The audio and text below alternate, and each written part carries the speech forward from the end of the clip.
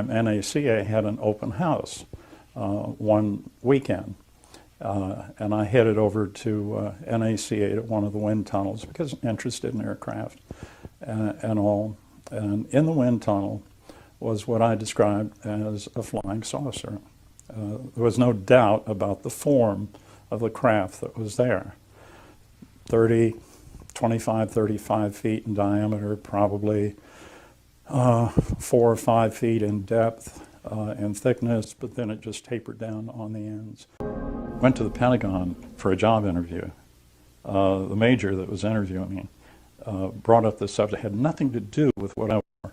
He said, "Do you believe that people who existed in that area would have a closer relationship to God than we do because of our limited intelligence and insight? And these people obviously are far more advanced than we are." And I thought, what's that got to do with what we're talking about? I'm coming here interviewing for a military job, and we just kind of left it at that. I said, yes, obviously, I think so. And we began talking about flying saucers, and I got the typical nebulous but not evasive answers. And one of the things he interviewed, and this goes back quite a while, now there are certain things that do remain in my memory very vividly, and we were talking about different aircraft and UFOs, and we were kind of blending the subject in together very nicely. And I said, what about the aircraft in the future? What are they going to be like? And he said, we have aircraft now. He said, we have vehicles or aircraft now that we could actually fly, but they are so unique and so unorthodox, not conventional. No, I guess he was referring to the fact no rudder, no tail, no wings or whatever, that we don't even bother putting them out because the director of NASA at Langley.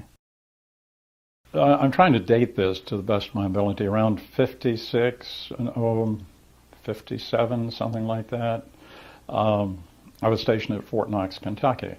A lot of the talk that went around Fort Knox was of a P-51 that had scrambled before I got there. Went up after an object that had appeared on radar, and the tower had asked him to go up. The P-51 went up, began describing what he had seen, and then disappeared. They never found him.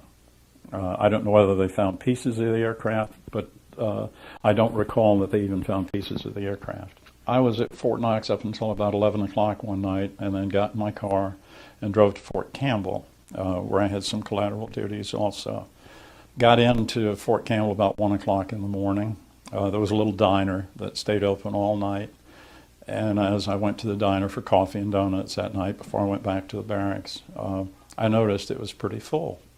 And I thought, well, that's kind of strange. And the MPs were in town. And I said, what's going on? Have you had an accident, aircraft down or something like that? And no, everybody's really excited that a flying saucer had landed behind a nearby farmhouse. And from bits and pieces, I was just trying to pull in as much as I could. And they said, you can't get there because they've got it cordoned off. The MPs have totally surrounded the property. And from what we've gotten from the scene at this point, which is like 1:30, 2 o'clock in the morning, was that this flying saucer had landed. The creatures in the flying saucer had jumped over the house and had landed in the front of the house. The people in the house were frightened to death, absolutely going bananas. One of them grabbed a shotgun, and as one of the creatures went up to the front door to investigate, he fired a shotgun through the screen door.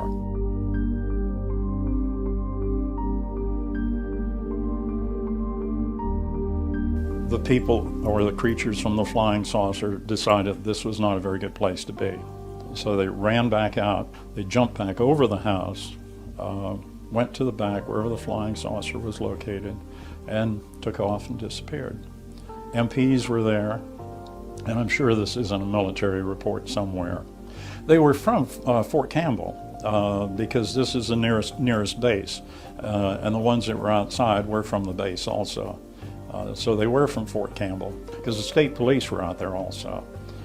So if we had to track this, it was in the Louisville Courier-Journal, and with somebody out there attempting to ridicule everything that's done, it makes it difficult to do a story and have a credible reaction to it when somebody else out there, like politicians are doing now, trying to find fault with precise words and any innuendos or anything else. So I think a lot of the people who choose stories now look at it, I think, from a monetary point of view. And I think there's some sort of an embargo somewhere down the line that you don't mention this, let's just pass on it.